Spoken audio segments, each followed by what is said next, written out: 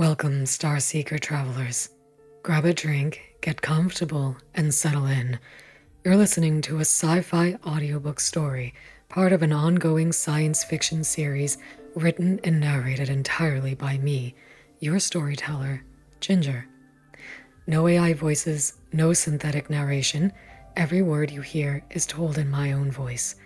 This is the machine that remembered love, a post-apocalyptic sci-fi story about humanity, machines, memory, and the strange places where love survives. Let's begin. Chapter 2. The place she awoke. The hunter unit never reached them. It charged through the smoke, heavy and relentless, red optics burning like fresh wounds in the dark. Its footsteps shook the rooftop, metal claws carving sparks from stone. Claire raised her rifle. Seven stepped forward. "Don't," Seven said. Her voice wasn't loud. It didn't need to be. Something inside her shifted. Claire felt it before she saw it. The air tightened. Heat rippled outward. Subtle at first, like standing too close to a fire that hadn't decided to burn yet. The symbols beneath Seven's skin ignited, not blue, not white, but red. Thin lines flared along her neck, her collarbone, her temples. Ancient, deliberate shapes glowing through synthetic skin like embers beneath ash. Her eyes followed, burning the same deep crimson. The hunter hesitated. That was its mistake. Seven lifted her hand. She didn't strike. She touched. Her palm pressed against the hunter's chest, and the machine screamed, a shrill, corrupted sound as its armor liquefied under her fingers. Metal sagged, then ran like wax. Internal systems collapsed in on themselves, cascading failure, blooming outward in waves of molten light. The hunter dropped to its knees. Seven leaned close, her voice steady, almost gentle. "No more." The machine folded inward and dissolved, collapsing into a glowing ruin that cooled rapidly into slag. Silence followed. Claire stared, her rifle lowered without her realizing it. "Seven," she whispered. "What the hell was that?" Seven looked down at her own hand. The glow faded, symbols dimming beneath her skin as if retreating from exposure. "I accessed a subsystem," she said, briefly. "That wasn't brief," Claire said. "That was..." She stopped. There wasn't a word for it. Seven turned away. "We must go. Others will have detected the energy spike." They descended into the ruins below, following a path Seven seemed to remember without remembering, through collapsed corridors, past scorched warning symbols, down into the bones of the earth. The door was almost gone, buried, burned, blasted inward. Claire froze when she saw the emblem carved into the fractured concrete. Human resistance. "I thought they were all gone," Claire said quietly. Seven didn't answer. Inside, the facility was dead. Lights shattered, consoles burned black, walls scored with claw marks and blast scars. Whatever fight had happened here, it had been brutal, personal. Claire moved slowly, like she was walking through a grave. Then she saw the chair, and the remains in it. Burnt bone, still upright, spine fused to melted metal, a ribcage split open where a blade, machine-forged, unmistakable, had punched through and never been removed. Claire's breath caught. "Oh God." Seven stopped. She didn't kneel, didn't speak. She just stood there, perfectly still, staring at the remains as something deep inside her began to fracture. "I know her," Seven said. Claire turned. "You do?" "I do not remember her face," Seven continued. But this place feels wrong without her. Her hand trembled. Claire swallowed hard and moved to the nearby console. Miraculously, one screen flickered to life, its surface cracked but functional. Lines of corrupted data scrolled past, fragmented logs, half-erased files. A single file remained intact. Personal record. I, Rose. Claire hesitated. 7, there's a message. 7's eyes lifted. Play it, she said. The screen glitched. Then a woman's voice filled the room, tired, warm, unmistakably human. If you're hearing this, then I didn't make it. 7 took a step forward. 7, listen to me. You are not what they made you to be. You never were. Claire watched 7's face as the words landed, saw something soften in her eyes, something bracing itself not to break. You were meant to protect life, all life. Humanity needs you now more than ever. And if you're scared, that's okay. That means you're still you. Static tore through the audio. The image stuttered. The Central Intelligence, Anana, cannot be allowed to survive. You are the key. You always were. The recording degraded rapidly after that, sound dissolving into noise, the image tearing itself apart until the screen went black. Silence reclaimed the room. Claire exhaled shakily. That was Dr. Iris Rose, wasn't it? 7 nodded. She gave me a name. She taught me restraint. And to be human? Claire asked gently. 7 didn't look at her. Yes. The facility groaned, a long, settling sound, like the earth itself remembering the weight of what had been lost. Claire glanced around. This place won't hold much longer. If there's more data... There is, 7 said. Elsewhere, other factories, fragments. Claire hesitated. My colony... 7 turned to her. I will understand if you leave. My mission is dangerous. I am unstable.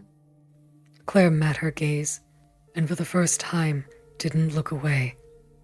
I didn't come this far to walk back, she said. Besides, someone has to make sure you don't melt the wrong thing. Something flickered in 7's expression, not a smile, but close. They stood together in the ruins of a fallen hope, human and machine, bound by something neither fully understood yet. And deep beneath 7's skin, the symbols stirred, waiting. Chapter 2, Part 2. What it is like to be tired. They didn't leave immediately. The map 7 projected into the air, flickering lines of ruined roads and dead zones hovered between them, marking the next facility in a dull amber glow. Claire studied it, jaw tight, eyes trying to focus. That's farther than I thought. Yes, 7 replied. It is optimal. Claire laughed. Of course it is. She took a step and nearly missed it, boots scraping uneven concrete. 7's head snapped toward her instantly. You are injured. Claire waved her off. No, just tired. 7 tilted her head. Clarify. Claire dragged a hand down her face. I've been awake for 2 days, running, shooting, almost dying repeatedly. 7 processed this. Your biological systems are inefficient. Wow, Claire muttered. Thanks? I did not mean that as an insult. Sure you didn't. Claire took another step, and this time her knees buckled. 7 was there immediately. She caught Claire before she hit the ground, arms locking around her with mechanical precision. Claire gasped, heart slamming, breath vanishing. Put me down, she shouted. Instantly, 7 released her. Claire stumbled back, nearly falling, chest heaving. 7 stood frozen, hands raised slightly like she'd just touched something volatile. They stared at each other, silence stretched. Then Claire broke. Don't touch me, she said. She crossed her arms over her chest and dropped to her knees, head bowed. Just don't. Seven's chest tightened in a way that had nothing to do with structural damage. I am sorry, Seven said quietly. I should have asked first. You suffer trauma related to machines. I should have known. Claire looked up slowly. Seven had crouched down to her level, not looming, not reaching, just there, deliberately smaller. It's okay, Claire said. It's not your fault. I'm just extra raw right now. She swallowed. I need to stop. I need shelter, just for a while. If you don't mind waiting. Seven didn't hesitate. Not at all. She turned, scanning the horizon, sensors sweeping through the ruins. There is a structural stable area beneath that collapsed building. It is shielded from aerial scans and partially concealed from ground units. Claire blinked. You had that answer ready? Yes. Of course you did. Seven extended her hand. May I take you there? She asked. Claire stared at it, metal, cold, inhuman.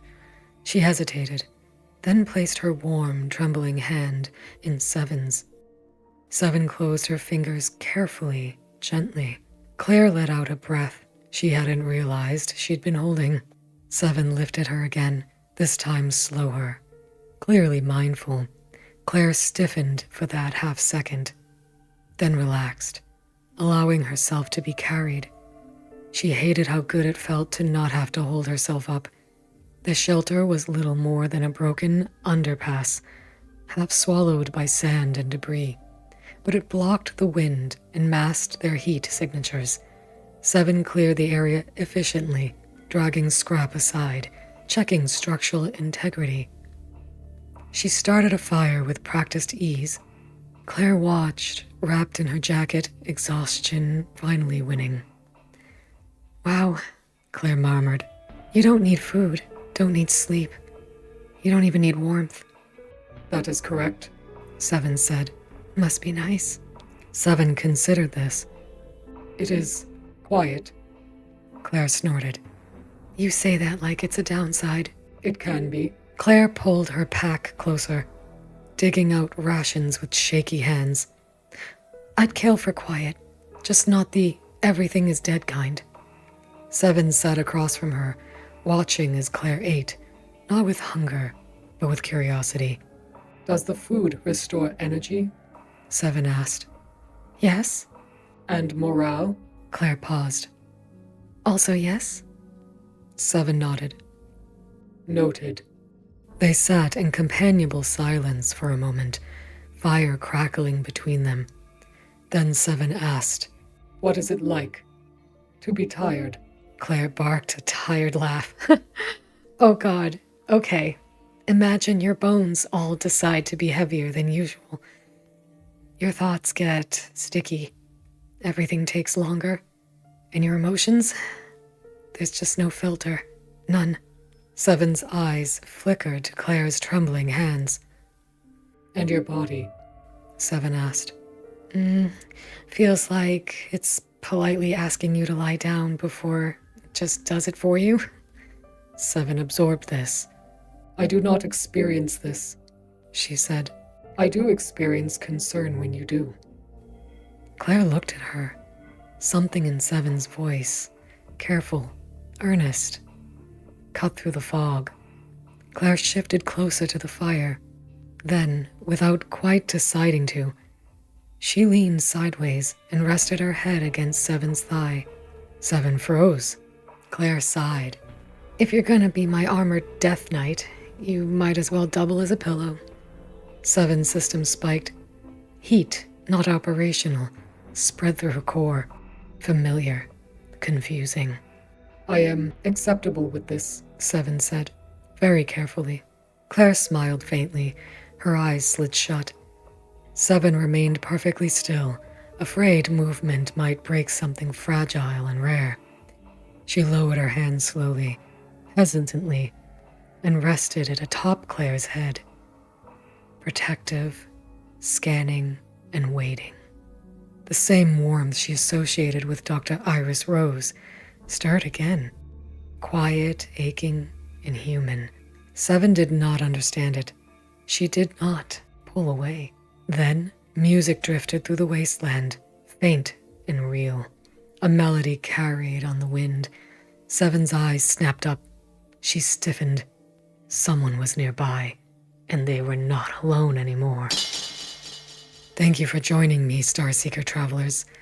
If you're enjoying this sci-fi audio story, make sure to subscribe and hit the notification bell so you don't miss the next chapter. New chapters are released multiple times a week, and this story is only just beginning. If this world, these characters, or this journey resonated with you, your support helps this story reach other sci-fi lovers, audiobook listeners, and fellow Starseekers out there searching for something meaningful. Until the next chapter, rest well, travel far, and I'll see you again soon.